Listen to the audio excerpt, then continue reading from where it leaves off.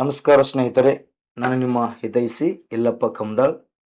ಇಂದಿನ topic current economy plus G K ಜೊತೆಗೆ current ಇವೆಂಟ್ಸನ್ನು ಚರ್ಚೆ ಮಾಡ್ತಾ ಬರೋಣ. ಇಲ್ಲಿ ಟಾಪಿಕ್ ಗಿಂತ ಕ್ವಶನ್ಸ್ಗಳನ್ನು ಡಿಸ್ಕಷನ್ ಮಾಡ್ತಾ ಬರೋಣ. ಈಗ ಎಕ್ಸಾಮ್ನಲ್ಲಿ ಕ್ವಶನ್ಸ್ ಬರೋದ್ರಿಂದ ಆ ಕ್ವಶನ್ಸ್ಗಳನ್ನು ಮಲ್ಟಿಪಲ್ ವೇದಲ್ಲಿ ಸಬ್ಜೆಕ್ಟ್ಗೆ ಟಚ್ ಕೊಟ್ಟು ಡಿಸ್ಕಷನ್ ಮಾಡ್ತಾ ಬರೋಣ ಅನ್ನುವಂಥದ್ದು. ಇವತ್ತಿನ ಕ್ವಶನ್ಸ್ಗಳು ಯಾವ ಸಬ್ಜೆಕ್ಟ್ ಮೇಲೆ ಇದಾವಪ್ಪ ಅಂದ್ರೆ ಎಕಾನಮಿ ಮೇಲೆ ಇದಾವ. ಕರೆಂಟ್ ಎಕಾನಮಿ ಮತ್ತು ಕರೆಂಟ್ ಇವೆಂಟ್ಸ್ ಮತ್ತು ಸೈನ್ಸ್ ಅಂಡ್ ಟೆಕ್ನಾಲಜಿ ಮೇಲೆ ಐತಿ. ಇಲ್ಲಿ ಅರ್ಥ ಮಾಡ್ಕೊಳ್ರಿ, ಎಕನಾಮಿಕ್ಸ್ ಮೇಲೆ ಕ್ವಶನ್ಸ್ ಬರೋದು ತುಂಬಾ ಕಡಿಮೆ. ಎಕಾನಮಿ ಮೇಲೆ ಪ್ರಶ್ನೆ ಬರ್ತಾವೆ. ಎಕಾನಮಿ ಮೇಲೆ ನೆನಪಿರಲಿ, ಎಕನಾಮಿಕ್ಸ್ ಬೇರೆ, ಎಕಾನಮಿ ಬೇರೆ. ಎಕನಾಮಿಕ್ಸ್ ಅಂತಂದ್ರೆ ಓನ್ಲಿ ಸ್ಟಡಿ, ಅದು ಸ್ಟಡಿ ಮಾಡುವಂತ ಸಬ್ಜೆಕ್ಟ್. ಅದು ಸಿದ್ಧಾಂತಗಳನ್ನ, ಅರ್ಥಶಾಸ್ತ್ರದ ಸಿದ್ಧಾಂತಗಳನ್ನ, ಅರ್ಥ ಪರಿಕಲ್ಪನೆಗಳನ್ನ ಅಧ್ಯಯನ ಮಾಡುವಂಥದ್ದು ವಿಷಯ ವಸ್ತು. ಅದು ಇಲ್ಲಿ ಎಕಾನಮಿ ಅಂದ್ರೆ ಪ್ರಾಕ್ಟಿಕಲ್ ಲೈಫಲ್ಲಿ ಏನ್ ನಡೀತಾ ಇದೆಯಲ್ಲ, ಅಪ್ಲಿಕೇಶನ್ ಕಂಟೆಂಟ್ ಏನ್ ನಡೀತಾ ಇದೆಯಲ್ಲ ಅದರ ಬಗ್ಗೆ ಸ್ಟಡಿ ಮಾಡೋದು ಎಕಾನಮಿ. ಅಂದ್ರೆ ಪ್ರಾಯೋಗಿಕ ಆರ್ಥಿಕ ಚಟುವಟಿಕೆಗಳ ಬಗ್ಗೆ ತಿಳ್ಕೊಳ್ಳೋದಿದೆಯಲ್ಲ ಅದನ್ನ ಎಕಾನಮಿ ಅಂತಾರ. ಎಕನಾಮಿಕ್ಸ್ ಅಂತಂದ್ರೆ ಈ ಸಿದ್ಧಾಂತಗಳನ್ನ, ಪರಿಕಲ್ಪನೆಯನ್ನ, ಅರ್ಥವನ್ನ ಈ ತರಗತಿಯಲ್ಲಿ ಸ್ಟಡಿ ಮಾಡೋದಿದೆಯಲ್ಲ ಅದನ್ನ ಎಕನಾಮಿಕ್ಸ್ ಅಂತ ಕರೀತಾರೆ. ಅದಕ್ಕ ಎಕನಾಮಿಕ್ಸ್ ಮೇಲೆ ಪ್ರಶ್ನೆಗಳು ಬರೋದು ತುಂಬಾ ಕಡಿಮೆ. ಎಕಾನಮಿ ಮೇಲೆ ಬರ್ತಾವ. ಅದರಲ್ಲಿ ವಿಶೇಷವಾಗಿ ಕರೆಂಟ್ ಎಕಾನಮಿ ಮೇಲೆ ಪ್ರಶ್ನೆಗಳು ಬರ್ತಾವ. ಸೊ ಅದ್ರ ಮೇಲೆ ಫೋಕಸ್ ಕೊಡ್ಬೇಕು ಜಾಸ್ತಿ. ನೀವು ಬರೀ ಬೈಪಟ್ ಹೊಡಿತೀರಿ, ನೀವು ಎಕನಾಮಿಕ್ಸ್ ಕಂಟೆಂಟ್ ಅನ್ನ ಬೈಪಟ್ ಹೊಡಿತೀರಿ. ಇಲ್ಲಿ ಕರೆಂಟ್ ಎಕಾನಮಿ ಬಗ್ಗೆ ಜಾಸ್ತಿ ತಿಳ್ಕೊಬೇಕಿಲ್ಲ ನೀವು. ಹಾಗಾಗಿನೇ ನಿಮ್ಗೆ ಯಾಕೆ ಎಕನಾಮಿಕ್ಸ್ ಮೇಲೆ ಅಥವಾ ಎಕಾನಮಿ ಮೇಲೆ ಪ್ರಶ್ನೆಗಳು ಯಾಕೆ ಡಿಫಿಕಲ್ಟ್ ಆಗ್ತಾವ ಅಂದ್ರೆ ನೀವು ಬರೀ ಓನ್ಲಿ ಎಕನಾಮಿಕ್ಸ್ ಓದ್ ಬಿಡ್ತೀರಿ. ನೀವು ಆ ಎಕನಾಮಿಕ್ಸ್ ಕಂಟೆಂಟ್ ಅನ್ನ ಎಕಾನಮಿಗೆ ತಗೊಂಬಂದು ಸ್ಟಡಿ ಮಾಡಿದ್ರೆ ಮಾತ್ರ ನಿಮ್ಗೆ ಆ ಕ್ವಶನ್ಸ್ಗಳು ಬೇಗ ಹತ್ತಾವ. ಎಸ್, ಅಂತ ಕಂಟೆಂಟ್ ಅನ್ನ ಇಲ್ಲಿ ಡಿಸ್ಕಷನ್ ಮಾಡ್ತಾ ಬರೋಣ ಅನ್ನುವಂಥದ್ದು. ಎಸ್, ಫಸ್ಟ್ ಕ್ವಶನ್ಸ್ ಏನಿದೆ ನೋಡ್ರಿ. ಫಸ್ಟ್ ಕ್ವಶನ್ಸ್ ಇದೆ ನೋಡ್ರಿ. ಆರೆಂಜ್ ಎಕಾನಮಿ ಅಡಿಯಲ್ಲಿ ಬರದ ಕ್ಷೇತ್ರ ಯಾವುದು ಅಂತ ಕೇಳಿದ ನಾವು. Which sectors does not fall under the orange economy ಅಂತ ಬರ್ತದ. ಹಾಗಾಗಿ ಫಸ್ಟ್ ಆರೆಂಜ್ ಎಕಾನಮಿ ಅಂದ್ರೆ ಫಸ್ಟ್ ಗೊತ್ತಿರ್ಬೇಕು ನಿಮಗ. ಅಂದಾಗ ಇದನ್ನ ಆನ್ಸರ್ ಮಾಡ್ಲಿಕ್ಕೆ ಬರುತ್ತೆ. ಈ ಕಂಟೆಂಟ್ ಆರೆಂಜ್ ಎಕಾನಮಿ ಅನ್ನೋದು ಗೊತ್ತಿರ್ಬೇಕು. ಫಸ್ಟ್ ಕಿತ್ತಳೆ ಎಕಾನಮಿ ಅಂತ ಕರೀತಾರೆ. ಹಾಗಾಗಿ ಏನಿದು ಅಂದಾಗ ಫಸ್ಟ್ ನೋಡೋಣ. ಇಲ್ಲಿ ನೀವು ಓದಿದ್ರಿ, ಇದ್ರ ಬಗ್ಗೆ ಗೊತ್ತಿದ್ರೆ ಮಾತ್ರ ಇದನ್ನ ಆನ್ಸರ್ ಮಾಡಕ್ ಬರುತ್ತೆ. ಈ ಕ್ವಶನ್ಸ್ ಅನ್ನ ಆನ್ಸರ್ ಮಾಡಕ್ ಬರುತ್ತೆ. ಈ ಆರೆಂಜ್ ಎಕಾನಮಿ ಗೊತ್ತಿರ್ಲಿಲ್ಲ ಅಂದ್ರೆ ಆನ್ಸರ್ ಮಾಡಕ್ ಬರಲ್ಲ. ನೀವೇನು ಓದಿರ್ತೀರಿ ಇಂಡಿಯನ್ ಎಕಾನಮಿ ಯಾವುದಿದೆ, ವಿಚ್ ಟೈಪ್ಸ್ ಎಕಾನಮಿ ಬರ್ತದೆ ಇಂಡಿಯನ್ ಅಲ್ಲಿ ಅಂದ್ರೆ ಮಿಕ್ಸ್ಡ್ ಎಕಾನಮಿ ಅಂತ ಓದಿರ್ತೀರಿ. ಮಿಶ್ರ ಆರ್ಥಿಕ ವ್ಯವಸ್ಥೆ ಅಂತ ಓದಿರ್ತೀರಿ. ಬಟ್ ಅರ್ಥ ಮಾಡ್ಕೊಳ್ರಿ, ಕಾಲಕ್ಕೆ ತಕ್ಕಂತೆ ಬದಲಾಗ್ಬೇಕು ನಾವು. ಬದಲಾವಣೆಯೇ ಜಗದ ನಿಯಮ ಅನ್ನುವಂಥದ್ದನ್ನ ನೀವಿಲ್ಲಿ ಅರ್ಥ ಮಾಡ್ಕೊಳ್ರಿ. ಕ್ವಶನ್ಸ್ಗಳ ಫಾರ್ಮೇಶನ್ ಕೂಡ ಬದಲಾಗಿದೆ. ಸ್ಪರ್ಧಾತ್ಮಕ ಜಗತ್ತಿನಲ್ಲಿ ಕ್ವಶನ್ಸ್ಗಳ ಫಾರ್ಮೇಶನ್ ಕೂಡ ಬದಲಾಗಿದೆ. ಕ್ವಶನ್ಸ್ಗಳ ರಚನೆ ಆಗೋದು ಕೂಡ ಎಕ್ಸಾಮ್ ಅಲ್ಲಿ ಕೇಳೋದು ಕೂಡ ಬದಲಾಗಿದೆ. ಅದಕ್ಕೆ ತಕ್ಕಂತೆ ನಮ್ಮ ಓದುವ ಕ್ರಮವನ್ನ ಬದಲಾಯಿಸಬೇಕಾಗುತ್ತೆ. ಹಾಗಾದ್ರೆ ಈ ಕಂಟೆಂಟ್ ಅನ್ನ ನಮ್ಗೆ ಅತಿ ಹೆಚ್ಚು ಜನಪ್ರಿಯಗೊಳಿಸಿದ್ದು ಯಾವಾಗಪ್ಪ ಅಂತಂದಾಗ, ಅತಿ ಹೆಚ್ಚು ನಮ್ಗೆ ಗೊತ್ತಾಗಿದ್ದು ಯಾವಾಗಪ್ಪ ಅಂತಂದ್ರ ನಿರ್ಮಲಾ ಸೀತಾರಾಮನ್ ಅವರು 2026 ಮತ್ತು 27 ಸಾಲಿನ ಬಜೆಟ್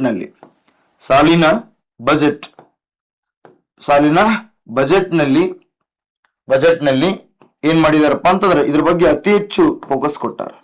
ಈ ಆರೆಂಜ್ ಎಕಾನಮಿ ಮೇಲೆ ಅತಿ ಹೆಚ್ಚು ಫೋಕಸ್ ಕೊಟ್ಟಿದ್ದಾರೆ. 2026-27 ಬಜೆಟ್ ಇದೆಯಲ್ಲ, ಆ ಬಜೆಟ್ ಅಲ್ಲಿ ಅತಿ ಹೆಚ್ಚು ಇದಕ್ಕೆ ಫೋಕಸ್ ಕೊಟ್ಟಾರ, ಆರೆಂಜ್ ಎಕಾನಮಿ ಅನ್ನುವಂಥದ್ದು. ಹಾಗಾದ್ರೆ ಆರೆಂಜ್ ಎಕಾನಮಿ ಏನು ಅನ್ನೋದು ಗೊತ್ತಿರ್ಬೇಕು. ಆರೆಂಜ್ ಎಕಾನಮಿ ಎದಕ್ಕೆ ಸಂಬಂಧಪಟ್ಟಿದ್ದಪ್ಪ ಅಂದ್ರೆ ಕ್ರಿಯೇಟಿವಿಟಿ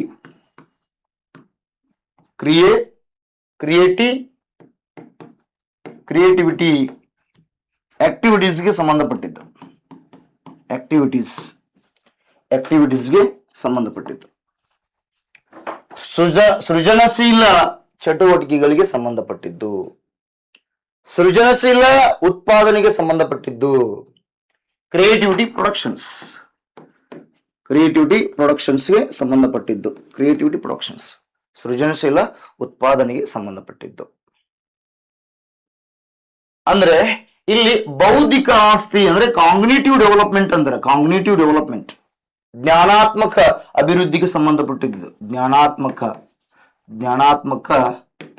ಅಭಿವೃದ್ಧಿಗೆ ಸಂಬಂಧಪಟ್ಟಿದ್ದು. ಅಂದ್ರೆ ಬೌದ್ಧಿಕ ಆಸ್ತಿಯನ್ನ ಫಾರ್ಮೇಶನ್ ಮಾಡ್ಲಿಕ್ಕೆ ಬೌದ್ಧಿಕ ಆಸ್ತಿಗೆ ಸಂಬಂಧಪಟ್ಟಂತ ಎಕಾನಮಿ ಇದು. ಯಾವುದು? Orange economy. ಹಾಗಾದ್ರೆ ಯಾವ್ದು ಬರಲ್ಲ ಅಂತಂತಂದ್ರೆ ಅರ್ಥ ಮಾಡ್ಕೊಳ್ರಿ. ನೋಡಿ, ಇಲ್ಲಿ ಚಲನಚಿತ್ರ ನಿರ್ಮಾಣ, ಫಿಲಿಂ ಇಂಡಸ್ಟ್ರೀಸ್, ಆ ಫಿಲಿಂ ತೆಗಿಬೇಕಿತ್ತು, ಫಿಲಿಂ ಕ್ರಿಯೇಟ್ ಮಾಡ್ಬೇಕಿತ್ತಪ್ಪ ಅಂದ್ರೆ ಕ್ರಿಯೇಟಿವಿಟಿ ಬೇಕಲ್ಲ, ಸೃಜನಶೀಲ ಒಂದು ಸಾಮರ್ಥ್ಯ ಬೇಕಲ್ಲ. ಒಂದು ಹೊಸ ಫಿಲಿಂ ಅನ್ನು ತೆಗಿಬೇಕಿತ್ತಪ್ಪ ಅಂತಂದ್ರೆ ಸೃಜನಶೀಲತೆ ಬೇಕು. ಇವತ್ತು ಕೆಡಿ ರಿಲೀಸ್ ಆಗಿದೆ, ಆ ಕೆಡಿ ಫಿಲಿಂ ರಿಲೀಸ್ ಆಗಿದೆ. KGF ನೋಡ್ರಿ, ಕಾಂತಾರ ನೋಡ್ರಿ, ಬಾಹುಬಲಿ ನೋಡ್ರಿ, ಅಲ್ಲಿ ಯಾವ ರೀತಿಯಾದಂತ ಕ್ರಿಯೇಟಿವಿಟಿ ಇದನ್ನ ಅರ್ಥ ಮಾಡ್ಕೊಳ್ರಿ. ಚಲನಚಿತ್ರ ರಂಗವು ಕ್ರಿಯೇಟಿವಿಟಿ ಎಕಾನಮಿಯಲ್ಲಿ ಬರುತ್ತೆ. ಮತ್ತ ಸಾಫ್ಟ್ವೇರ್ ಅಭಿವೃದ್ಧಿ, ಪ್ರೋಗ್ರಾಮ್ಸ್ ಗಳನ್ನ ಡೆವಲಪ್ಮೆಂಟ್ ಮಾಡೋದು. ಕಂಪ್ಯೂಟರ್, ದಿಸ್ ಇರಾ ಈಸ್ ಕಂಪ್ಯೂಟರ್ ಇರಾ. ಆ ಕಂಪ್ಯೂಟರ್ ಯುಗದಲ್ಲಿ ಪ್ರೋಗ್ರಾಮ್ಗಳ ನಿರ್ಮಾಣ ಮಾಡ್ಲಿಕ್ಕೆ ನಮಗ ಏನ್ ಬೇಕಾಗತ್ತಂದ್ರ ಕ್ರಿಯೇಟಿವಿಟಿ ಬೇಕು, ಸೃಜನಶೀಲತೆ ಬೇಕು. ಮತ್ತೆ ಖನಿಜ ಗಣಿಗಾರಿಕೆ ಎನ್ನುವಂಥದ್ದು ಇಲ್ಲಿ ಕ್ರಿಯೇಟಿವಿಟಿ ಬರಲ್ಲ. ಈ ಖನಿಜ ಗಣಿಗಾರಿಕೆ ಎಲ್ಲಿ ಬರ್ತದಪ್ಪ ಅಂತಂದ್ರ ಇದು ಪ್ರೈಮರಿ ಸೆಕ್ಟರ್ಸ್ ಬರ್ತದೆ. ಪ್ರೈಮರಿ ಸೆಕ್ಟರ್ಸ್ ಅಗ್ರಿಕಲ್ಚರ್ಗೆ ಸಂಬಂಧಪಟ್ಟಿದ್ದು. ನೋಡಲಿ, ಕಲ್ಲು ಹೊಡಿಲಿಕ್ಕೆ, ಗಣಿಗಳನ್ನ ತೆಗಿಲಿಕ್ಕೆ ಕೆಲಸ ಮಾಡೋರಿಗೆ ಅನಕ್ಷರಸ್ಥರಿದ್ರು ನಡೀತಿದೆ, ಅನಕ್ಷರಸ್ಥರಿದ್ರು ಕೂಡ ನಡೀತಿದೆ. ಅಲ್ಲಿ ಜ್ಞಾನ ಬೇಕಂತ ಇಲ್ಲ, ಅಲ್ಲಿ ಸಾಕ್ಷರತೆ ಬೇಕಂತ ಇಲ್ಲ, ಅಲ್ಲಿ ಕ್ರಿಯೇಟಿವಿಟಿ ಬೇಕಂತ ಇಲ್ಲ. ಇಲ್ಲಿ ನೋಡಿ, ಅನಕ್ಷರಸ್ಥಿದ್ರು ಕೂಡ ಗಣಿಗಾರಿಕೆಯಲ್ಲಿ ಕೆಲಸ ಮಾಡ್ಬೋದು. ಹಾಗಾಗಿ ಅದು ಬರಲ್ಲ. ನೋಡಿ, ಗೇಮಿಂಗ್ ಬರ್ತದೆ. ಗೇಮಿಂಗ್ ಈಗ ಹೊಸದಾಗಿ ಆನ್ಲೈನ್ ಗೇಮ್ ಬಂದಿದಾವ ಅನ್ನುವಂಥದ್ದು. ಆನ್ಲೈನ್ ಗೇಮ್ ಕ್ರಿಯೇಟ್ ಮಾಡ್ಬೇಕಿತ್ತು, ಅದ್ರಲ್ಲಿ ಆಡ್ಬೇಕಿತ್ತಪ್ಪ ನಿಮ್ಮಲ್ಲಿ ಕ್ರಿಯೇಟಿವಿಟಿ ಬೇಕು, ಡೈವರ್ಜೆಂಟ್ ಥಿಂಕಿಂಗ್ ಬೇಕು. ಕ್ರಿಯೇಟಿವಿಟಿ ಯಾವ ಥಿಂಕಿಂಗ್ ಅನ್ನು ಒಳಗೊಂಡಿರ್ತದ? ಡೈವರ್ಜೆಂಟ್ ಥಿಂಕಿಂಗ್ ಅನ್ನ ಒಳಗೊಂಡಿರ್ತದ. ಹಾಗಾಗಿ ಇಲ್ಲಿ ಅರ್ಥ ಮಾಡ್ಕೊಳ್ಳಿ, ಫಿಲಿಂ ಪ್ರೊಡಕ್ಷನ್ಸ್ ಇದು ಕ್ರಿಯೇಟಿವಿಟಿಗೆ ಸಂಬಂಧಪಟ್ಟಿದ್ದು. ನೋಡಿಲಿ, which sector does not fall under the orange economy ಅಂತ ಕರೀತಾ ಇದ್ದಾರೆ. ಆರೆಂಜ್ ಎಕಾನಮಿ ಅಡಿಯಲ್ಲಿ ಬರದ ಕ್ಷೇತ್ರ ಯಾವ್ದು ಅಂತ ಪ್ರಶ್ನೆಯನ್ನು ಕೇಳ್ಯಾರ. ಅದರಲ್ಲಿ ಆನ್ಸರ್ ಯಾವ್ದಪ್ಪ ಅಂತಂದಾಗ ನೀವು ಇಲ್ಲಿ ಅರ್ಥ ಮಾಡ್ಕೊ, ಮೈನಿಂಗ್, ಮಿನರಲ್ ಮೈನಿಂಗ್ಸ್ ಅಂತ ಬರ್ತದೆ. ಇದು ಗಣಿಗಾರಿಕೆ ಅಂತ ಬರ್ತದೆ. ಗೇಮಿಂಗ್ ಅನ್ನೋದು ಅದು ಕೂಡ ಕ್ರಿಯೇಟಿವಿಟಿಗೆ ಸಂಬಂಧಪಟ್ಟಿದ್ದು. ಸಾಫ್ಟ್ವೇರ್ ಡೆವಲಪ್ಮೆಂಟ್ ಅದು ಕೂಡ ಕ್ರಿಯೇಟಿವಿಟಿಗೆ ಸಂಬಂಧಪಟ್ಟಿದ್ದು. ಅಂದ್ರೆ ಆರೆಂಜ್ ಎಕಾನಮಿ ಎದಕ್ಕೆ ಸಂಬಂಧಪಟ್ಟಿದ್ದು ಅಂದ್ರೆ ಕ್ರಿಯೇಟಿವಿಟಿ ಆಕ್ಟಿವಿಟೀಸ್ಗೆ ಸಂಬಂಧಪಟ್ಟಿದ್ದು. ಇದು ನೆನಪಿರ್ಲಿ, ಕ್ಲಿಯರ್ ಅಲ್ಲ? ಇದು ಅಪ್ಡೇಟ್ ಎಕಾನಮಿ, ಇದನ್ನ ಕರೆಂಟ್ ಎಕಾನಮಿ ಅಂತ ಕರೀತಾರೆ. ಇದನ್ನ ಕರೆಂಟ್ ಎಕಾನಮಿ. ಈ ಕರೆಂಟ್ ಎಕಾನಮಿಯನ್ನ ಓದ್ಬೇಕು ನೀವು ಜಾಸ್ತಿ. ಸೊ ಇಲ್ಲಿ ಒಂದು ಕ್ವಶನ್ಸ್ ಕೇಳ್ತಾನ. ಸೊ ಇದು ಅಪ್ಡೇಟ್ ಎಕಾನಮಿ, ಡೆವಲಪ್ಮೆಂಟ್ ಎಕಾನಮಿಗೆ ಸಂಬಂಧಪಟ್ಟಂತ ರಿಲೇಟೆಡ್ ಆಗಿರುವಂತದ್ದು. ಹಾಗಾಗಿ ಇದ್ರ ಮೇಲೆ ಪ್ರಶ್ನೆ ಬಂದೇ ಬರ್ತದ. ಬಜೆಟ್ ಅಲ್ಲಿ ಇದಕ್ಕೆ ಬಹಳ ಫೋಕಸ್ ಕೊಟ್ಟಿದಾರ. ಹಾಗಾಗಿ ಇದ್ರ ಮೇಲೆ ಫೋಕಸ್ ಮಾಡ್ರಿ. ನೆಕ್ಸ್ಟ್ ಕ್ವಶನ್ಸ್ ಹೋಗೋಣ. ನೆಕ್ಸ್ಟ್ ಕ್ವಶನ್ಸ್ ಅದಕ್ಕೆ ಸಂಬಂಧಪಟ್ಟಿದಪ್ಪ. Currently India is the world's largest mobile phone manufacturing country ಅಂತ ಕೇಳ್ತಾ ಇದ್ದಾರೆ. ಪ್ರಸ್ತುತ ಭಾರತ ವಿಶ್ವದ ಎಷ್ಟನೇ ಅತಿ ದೊಡ್ಡ ಮೊಬೈಲ್ ಫೋನ್ ತಯಾರಿಕಾ ರಾಷ್ಟ್ರವಾಗಿದೆ ಅಂತ ಕೇಳಿದಾರೆ. ಅಂದ್ರ ಇಲ್ಲಿ ಮೊಬೈಲ್ ಫೋನ್ ಪ್ರೊಡಕ್ಷನ್ಗೆ ಸಂಬಂಧಪಟ್ಟಿದ್ದು, ಪ್ರೊಡಕ್ಷನ್ಸ್ಗೆ ಸಂಬಂಧಪಟ್ಟಿದ್ದು ಕಂಟೆಂಟ್. ಹಾಗಾದ್ರೆ ಮೊಬೈಲ್ ಫೋನ್ ಪ್ರೊಡಕ್ಷನ್ಗೆ ಸಂಬಂಧಪಟ್ಟಿದ್ದಂತಂದ್ರೆ ಇಲ್ಲಿ ಅರ್ಥ ಮಾಡ್ಕೊಡಿ, ಈ ಕ್ವಶನ್ಸ್ ಯಾವ ಒಂದು ಕಂಟೆಂಟ್ ಮೇಲೆ ಕೇಳ್ಯಾರಪ್ಪ ಅಂತಂದ್ರೆ, ಈ ಕ್ವಶನ್ಸ್ ಯಾವ ಕಂಟೆಂಟ್ ಮೇಲೆ ಕೇಳ್ಯಾರಪ್ಪ ಅಂದ್ರೆ ಸೈನ್ಸ್ ಅಂಡ್ ಟೆಕ್ನಾಲಜಿ ಮೇಲೆ ಕೇಳ್ಯಾರ ನೋಡಿ. Science and technology. ಆ ಸೈನ್ಸ್ ಅಂಡ್ ಟೆಕ್ನಾಲಜಿ ಯಾವುದು? ಇನ್ಫಾರ್ಮೇಶನ್ ಟೆಕ್ನಾಲಜಿಗೆ ಸಂಬಂಧಪಟ್ಟಿದ್ದು.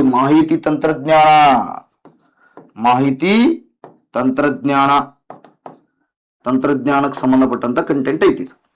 Information technology. ಹಾಗಾದ್ರೆ ಇನ್ಫಾರ್ಮೇಶನ್ ಟೆಕ್ನಾಲಜಿ ಇರುವುದರಿಂದನೇ ಇವತ್ತು ಸೈನ್ಸ್ ಅಂಡ್ ಟೆಕ್ನಾಲಜಿಯಲ್ಲಿ ಇನ್ಫಾರ್ಮೇಶನ್ ಟೆಕ್ನಾಲಜಿ ಬರ್ತದ. ಈ ಇನ್ಫಾರ್ಮೇಶನ್ ಟೆಕ್ನಾಲಜಿ ಇರುವುದರಿಂದನೇ ಹೊಸದಾಗಿ ಇಡೀ ವರ್ಲ್ಡ್ ಅಲ್ಲಿ ಯಾವ ಎಕಾನಮಿ ಡೆವಲಪ್ಮೆಂಟ್ ಆಗಿದೆ, ಈಗ ಆಲ್ರೆಡಿ ಇದೆ, ಯಾವ್ದಪ್ಪ, ಡಿಜಿಟಲ್ ಎಕಾನಮಿ ಇದೆ. ಯಾವ್ದಿದೆ? ಡಿಜಿಟಲ್ ಎಕಾನಮಿ ಇದೆ. ಎಲ್ಲವೂ ಆನ್ಲೈನ್ ಮೂಲಕವಾಗಿನೇ ಏನ್ ನಡೀತಾ ಇದಾವ, ಎಕಾನಮಿ ಆಕ್ಟಿವಿಟೀಸ್ಗಳು ನಡೀತಾ ಇದಾವೆ. ಆನ್ಲೈನ್ ಪ್ಲಾಟ್ಫಾರ್ಮ್ದಲ್ಲಿ ಎಕಾನಮಿ ಆಕ್ಟಿವಿಟೀಸ್ಗಳು ನಡೀತಾ ಇದಾವೆ. ಆನ್ಲೈನ್ ಪ್ಲಾಟ್ಫಾರ್ಮ್ದಲ್ಲಿ ನಡೆಯುವಂತ ಈ ಆರ್ಥಿಕ ಚಟುವಟಿಕೆಗಳಲ್ಲಿ ಯಾವ ಎಕಾನಮಿಯಲ್ಲಿ ಬರ್ತದಪ್ಪ, ಡಿಜಿಟಲ್ ಎಕಾನಮಿಯಲ್ಲಿ ಬರುತ್ತೆ. ಎಲ್ಲ ಕಂಟೆಂಟ್ ಏನೆಲ್ಲ ಪ್ರೊಸೆಸ್ ನಡೀತಾವಲ್ಲ ಎಲ್ಲವೂ ಡಿಜಿಟಲ್ ಮಯವಾಗಿದಾವ. ಹಾಗಾಗಿ ಡಿಜಿಟಲ್ ಎಕಾನಮಿ ಬರಬೇಕಿಂತ ಮುಂಚೆ ಏನಾಗಿರ್ಬೇಕು, ಇನ್ಫಾರ್ಮೇಶನ್ ಟೆಕ್ನಾಲಜಿ ಡೆವಲಪ್ಮೆಂಟ್ ಆಗಿರ್ಬೇಕು. ಹಾಗೆ ಇನ್ಫಾರ್ಮೇಶನ್ ಟೆಕ್ನಾಲಜಿ ಡೆವಲಪ್ಮೆಂಟ್ ಆಗ್ಬೇಕಿತ್ತಪ್ಪ ಅಂದ್ರ ಅದರ ಒಳಗ ಯಾವ್ದು ಬೇಕಪ್ಪ, ಸ್ಪೇಸ್ ಟೆಕ್ನಾಲಜಿ ಡೆವಲಪ್ಮೆಂಟ್ ಆಗಿರ್ಬೇಕು. ಸ್ಪೇಸ್ ಟೆಕ್ನಾಲಜಿ ಡೆವಲಪ್ಮೆಂಟ್ ಆದಾಗನೇ ಇನ್ಫಾರ್ಮೇಶನ್ ಟೆಕ್ನಾಲಜಿ ಡೆವಲಪ್ಮೆಂಟ್ ಆಗುತ್ತೆ. ಸೈನ್ಸ್ ಅಂಡ್ ಟೆಕ್ನಾಲಜಿಯಲ್ಲಿ ಕೂಡ ಸ್ಪೇಸ್ ಟೆಕ್ನಾಲಜಿ ಬರುತ್ತೆ. ಈ ಸ್ಪೇಸ್ ಟೆಕ್ನಾಲಜಿ ಡೆವಲಪ್ಮೆಂಟ್ ಆದ್ರನ ಏನಾಗುತ್ತಂದ್ರೆ ಇನ್ಫಾರ್ಮೇಶನ್ ಟೆಕ್ನಾಲಜಿ ಡೆವಲಪ್ಮೆಂಟ್ ಆಗ್ತತಿ. ನೆನಪಿರ್ಲಿ. ಹಾಗಾಗಿ ಅರ್ಥ ಮಾಡ್ಕೊಡಿ, ಈ ಇನ್ಫಾರ್ಮೇಶನ್ ಟೆಕ್ನಾಲಜಿಯಲ್ಲಿ ಯಾವ್ದು ಬರ್ತದಪ್ಪ, ಮೊಬೈಲ್ ಬರ್ತದೆ. ಮೊಬೈಲ್ ಫೋನ್ ಪ್ರೊಡಕ್ಷನ್ಸ್ ಇದು ಎಕಾನಮಿಯಲ್ಲಿ ಬರ್ತದ. ಯಾವ ಎಕಾನಮಿಯಲ್ಲಿ? ಡಿಜಿಟಲ್ ಎಕಾನಮಿಯಲ್ಲಿ ಬರ್ತದೆ. ಯಾಕಂದ್ರೆ ಮೊಬೈಲ್ ಫೋನ್ ಇರ್ಲಿಲ್ಲಪ್ಪರ ಆನ್ಲೈನ್ ಟ್ರಾನ್ಸಾಕ್ಷನ್ ಮಾಡ್ಕೊಳ್ಳಿಕ್ಕೆ ಕಷ್ಟ ಆಗ್ತೈತಿ. ಇವತ್ತು PhonePe, Google Pay, WhatsApp pay ಕೂಡ ಬಂದಿದೆ ಅನ್ನುವಂಥದ್ದು. ಹಾಗಾಗಿ ಮೊಬೈಲಲ್ಲಿ ನಾವೆಲ್ಲವೂ ಆರ್ಥಿಕ ಚಟುವಟಿಕೆಗಳು ಮಾಡ್ತಾ ಇದ್ವಿ ಥ್ರೂ ದ ಆನ್ಲೈನ್ ಇಂಟರ್ನೆಟ್ ಮೂಲಕವಾಗಿ ಅನ್ನುವಂಥದ್ದು. ಹಾಗಾಗಿ ಮೊಬೈಲ್ ಫೋನ್ ಉತ್ಪಾದನೆಯಲ್ಲಿ ಎಷ್ಟನೇ ಸ್ಥಾನದಲ್ಲಿದೆ ಇಂಡಿಯಾ ಅಂತಂದಾಗ ಸೆಕೆಂಡ್ ಸ್ಥಾನದಲ್ಲೈತಿ ಪ್ರಸ್ತುತ ಎಟ್ ಪ್ರೆಸೆಂಟ್ ಅಂತಂದಾಗ 2026 ಅಂತ ನೀವು ಇಲ್ಲಿ ಫೈಂಡ್ ಔಟ್ ಮಾಡ್ಕೋಬೇಕು. Current events plus science and technology plus ಇದು ಉತ್ಪಾದನೆ ಅಂತ ಬಂದದಲ್ಲ, ತಯಾರಿಕಾ ರಾಷ್ಟ್ರ ಅಂತಂದಾಗ so that is economy content ಇದೆ ಇಲ್ಲಿ. ಹಾಗಾಗಿ ಮೊಬೈಲ್ ಅನ್ನೋದೇನು ಇದು ಸೈನ್ಸ್ ಅಂಡ್ ಟೆಕ್ನಾಲಜಿಗೆ ಸಂಬಂಧಪಟ್ಟಂತಿದ್ದು, ಸೈನ್ಸ್ ಅಂಡ್ ಟೆಕ್ನಾಲಜಿಗೆ ಸಂಬಂಧಪಟ್ಟಂತದ್ದು. ಹಾಗಾಗಿ current events plus science and technology ಮತ್ತು ಎಕಾನಮಿ ಈ ಮೂರು ಕಂಟೆಂಟ್ ವಿಷಯ ಇಲ್ಲಿ ನಿಮ್ಗೆ ಗೊತ್ತಾಗ್ತದ. ಹಾಗಾಗಿ ಇಲ್ಲಿ ಮುಖ್ಯವಾಗಿ ಮೊಬೈಲ್ ಕಂಡಿಡಿದವ್ರು ಯಾರಂತ ಗೊತ್ತಿರ್ಬೇಕು ನೋಡ್ರಿ, ಅದು ಪಾಯಿಂಟ್ಸ್ ಗೊತ್ತಿರ್ಬೇಕು. ಡೈರೆಕ್ಟ್ ಹಿಟ್ ಅಂಡ್ ರನ್ ಇರ್ತಾವ, ಪೊಲೀಸ್ ಕಾನ್ಸ್ಟೇಬಲ್, SSC GD ಇದೆಯಲ್ಲ, ಆರ್ಮಿ ಸೆಲೆಕ್ಷನ್ ಓದೋರಿಗೆ ಏನಪ್ಪ ಮೊಬೈಲ್ ಫೋನ್ ಕಂಡಿಡಿದವ್ರು ಯಾರಂತ ಗೊತ್ತಿರ್ಬೇಕು. ಯಾರಪ್ಪ ಅಂತಾರ ಮಾರ್ಟಿನ್ ಕೂಪರ್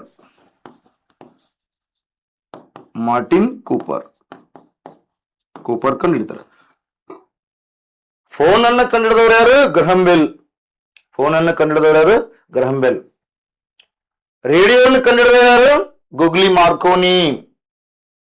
ಕಂಪ್ಯೂಟರ್ ಕಂಡಿಡಿದವರು ಯಾರು? ಚಾರ್ಲ್ಸ್ ಬೇಬೇಜ್. ರೇಡಿಯೋವನ್ನು ಕಂಡಿಡಿದವರು ಗುಗ್ಲಿ ಮಾರ್ಕೋನಿ. ಫೋನ್ ಅನ್ನ ಕಂಡಿಡಿದವರು ಗ್ರಹಂ ಬೆಲ್. ಈಗ ನಾವು ಮಾತಾಡ್ತಾ ಇರೋದು ಯಾವುದಪ್ಪ ಅಂದ್ರ ಮೊಬೈಲ್. ಹಾಗಾದ್ರೆ ಮೊಬೈಲ್ ಕಂಡಿಡಿದವರು ಯಾರು? Martin Cooper. ನೆನಪಿರ್ಲಿ. ಹಾಗಾಗಿ ಈ ಕ್ವಶನ್ಸ್ಗೆ ಆನ್ಸರ್ ಯಾವ್ದಪ್ಪ ಅಂತಂದಾಗ ಸೆಕೆಂಡ್ ಇಲ್ಲಿ ಇದು ಸೆಕೆಂಡ್. ಹಾಗಾದ್ರೆ ಫಸ್ಟ್ ಯಾವ್ದಪ್ಪ? ಚೀನಾ ಬರ್ತದೆ.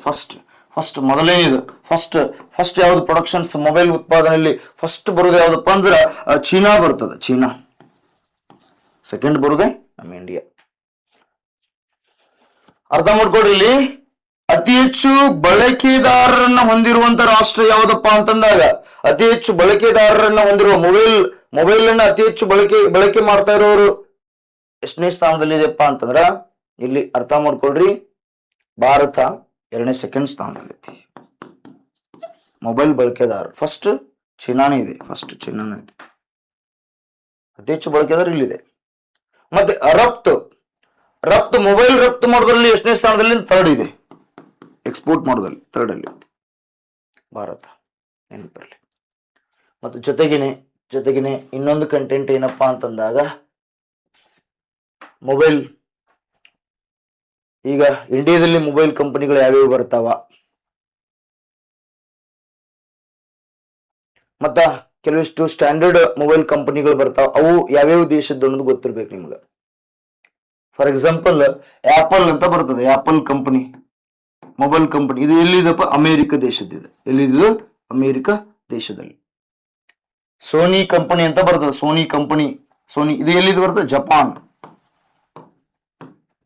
ಸ್ಯಾಮ್ಸಂಗ್ ಕಂಪನಿ ಅಂತ ಬರ್ತದೆ. ಸ್ಯಾಮ್ಸಂಗ್ ಅನ್ನುವಂತ ಕಂಪನಿ ಬರ್ತದೆ. ಇದು ಎಲ್ಲಿ ಅಂದ್ರೆ ಸೌತ್ ಕೊರಿಯಾ, ದಕ್ಷಿಣ ಕೊರಿಯಾ ಅಂತ ಬರ್ತದೆ. ದಕ್ಷಿಣ ಕೊರಿಯಾ ರಾಷ್ಟ್ರದ್ದು. ಇನ್ನ ವಿವೋ ಅಂತ ಬರ್ತದೆ. ವಿವೋ ಅಂತ ಬರ್ತದ. ವಿವೋ ಇದು ಯಾವ ರಾಷ್ಟ್ರದ? ಚೀನಾ ದೇಶ. ಒಪ್ಪೋ ಅಂತ ಬರ್ತದೆ. ಒಪ್ಪೋ ಇದು ಯಾವ ರಾಷ್ಟ್ರದ? ಇದು ಕೂಡ ಚೀನಾದ ರಾಷ್ಟ್ರ.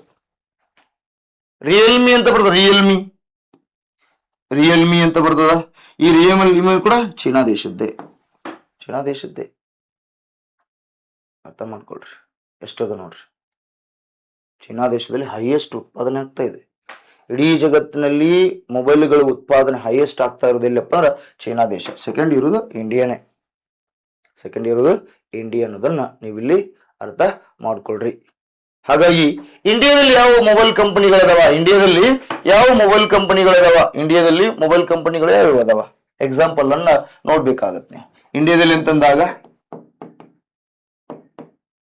ಮೈಕ್ರೋಮ್ಯಾಕ್ಸ್ ಇದೆ. ಮೈಕ್ರೋಮ್ಯಾಕ್ಸ್ ಬರ್ತದ. ನಂತರದಲ್ಲಿ ಮತ್ತೇನ್ ಬರ್ತದಪ್ಪ ಅಂತಂದ್ರ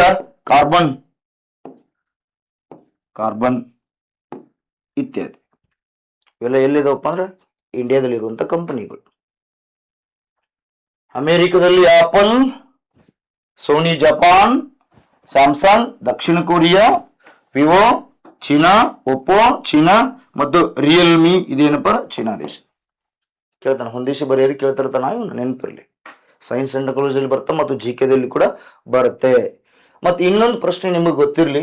ಏನು ಗೊತ್ತಿರ್ಬೇಕಪ್ಪ ಅಂತಂದಾಗ ನಿಮ್ಗ ಇನ್ನೊಂದು ಪ್ರಶ್ನೆ, ರೀಸೆಂಟ್ ಆಗಿ 2023ರಲ್ಲಿ ಭಾರತ ದೇಶದಲ್ಲಿ ಒಂದು ಆಪಲ್ ಸ್ಟೋರೇಜ್ ಸೆಂಟರ್ ಅನ್ನ ಸ್ಥಾಪನೆ ಮಾಡ್ಯಾರ. ಫಸ್ಟ್ ಎಲ್ಲಿಯಪ್ಪ ಅಂತಂದಾಗ ಫಸ್ಟ್ ಮುಂಬೈಯಲ್ಲಿ. ಇದು ಭಾರತದ ಹೆಬ್ಬಾಗಿಲು ಅಂತ ಕರೀತಾರೆ, ನೆನಪಿರ್ಲಿ. ಮುಂಬೈ ಆರ್ಥಿಕ ಕೇಂದ್ರ. ಫಸ್ಟ್ ಯಾವುದು? ಆಪಲ್ ಕಂಪನಿ, ಮೊಬೈಲ್ ಕಂಪನಿ ಇದೆಯಲ್ಲ, ಇದನ್ನ ಸ್ಟೋರೇಜ್ ಸೆಂಟರ್ ಅನ್ನ ಎಲ್ಲಿ ಸ್ಥಾಪನೆ ಮಾಡ್ಯಾರ? ಮುಂಬೈಯಲ್ಲಿ ಸ್ಥಾಪನೆ ಮಾಡ್ಯಾರ. ನೆನಪಿರ್ಲಿ, ಸ್ಟಾರ್ಟ್ ಮಾಡ್ಯಾರ. ಕ್ವಶನ್ಸ್ ಕೇಳ್ತಾರ ಮುಂದೆ. ನೆಕ್ಸ್ಟ್ ಸೆಕೆಂಡ್ ಎಲ್ಲಿ ಮಾಡ್ಯಾರಪ್ಪ ಅಂದ್ರೆ ಅದೇ ವರ್ಷದಲ್ಲಿ ನವದೆಹಲಿಯಲ್ಲಿ ಮಾಡಿದ್ರು. ಕೇಳ್ತಾನೆ ಕ್ವಶನ್ಸ್, ಕೇಳ್ತಾನೆ ಮುಂದೆ ಕೂಡ. ಸೊ ಇದು ಕೂಡ ನಿಮ್ಗ ನೆನಪಿರ್ಲಿ. ಈ ಪಾಯಿಂಟ್ಸ್ ನಿಮ್ಗ ನೆನಪಿರ್ಲಿ. ಎಸ್, ನೆಕ್ಸ್ಟ್ ನೀವು ಬರ್ಬೇಕು ಕಂಟೆಂಟ್. ಮತ್ತೊಂದು ಕಂಟೆಂಟ್ ನಾವು ಡಿಸ್ಕಷನ್ ಮಾಡೋದಾದ್ರೆ ಯಾವ್ದಪ್ಪ ಅಂತಂದಾಗ